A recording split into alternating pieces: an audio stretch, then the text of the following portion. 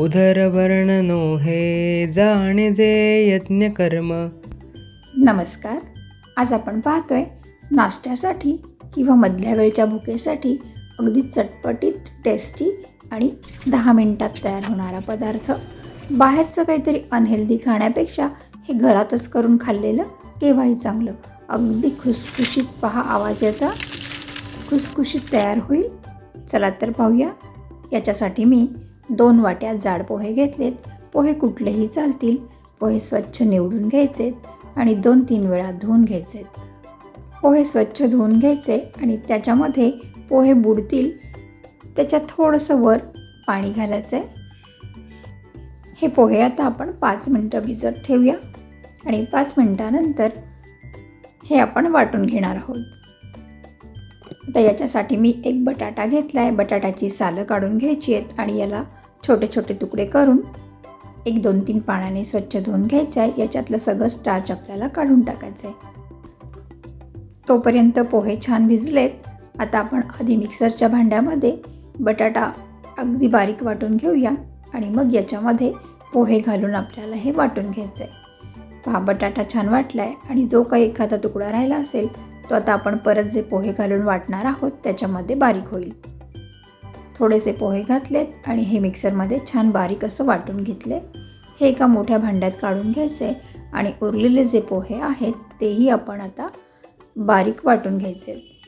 हे पहा, याप्रमाणे हे सगळं वाटून घेतले. आता याच्यामध्ये काही मसाले घालूया. याच्यामध्ये अर्धा चमचा जिरं घातले, थोडंसं आलं किसून घातले आणि भरपूर अशी कोथिंबीर घालायची आणि हिरवी मिरची किती तिखट हवे त्याप्रमाणे घालायची आहे. माझ्याकडे ही जाड मोठी मिरची असते ती मी 1 मिरची घातली आहे. ही अजिबात तिखट नाही आहे. चवीपुरता मीठ घातलं आहे आणि याच्यामध्ये बाइंडिंग येण्यासाठी 2-3 चमचे डाळीचं पीठ घालते आहे, बेसन पीठ, किंवा तुम्हाला हवे असेल तर याच्यामध्ये मैदा घालू शकता. हे आता व्यवस्थित आपण भिजवून घ्यायचं आहे. याच्यामध्ये अजिबात गुठळ्या ठेवायच्या नाहीत आणि पाणीही घालायचं नाही. हे पहा, याप्रमाणे मी भिजवून घेतले. याच्यामध्ये तुम्हाला हवे तर तुम्ही आणखीन मसाले घालू शकता. आता याची आपल्याला सांडगे घालतो त्याप्रमाणे छोटी छोटी भजी करायची, म्हणजे ही छान खुसखुशीत होते. कढईमध्ये तेल छान गरम झालं आहे आणि भजी सोडताना गॅसची फ्लेम लो करायची, नाहीतर मग हाताला धग लागू शकते. आणि भजी सगळ्या सोडून घेतल्या की मग गॅसची फ्लेम हाय फ्लेम करायची आणि मोठ्या गॅसवर आपल्याला हे भजी तळून घ्यायचे.